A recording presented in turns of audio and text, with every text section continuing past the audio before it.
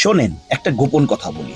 যদি চিন্তা করেন বাফেটে গিয়ে পয়সা উসুল করবেন, তাইলে কখনো বাফেটে গিয়ে সুপার ব্রেড খাবেন না।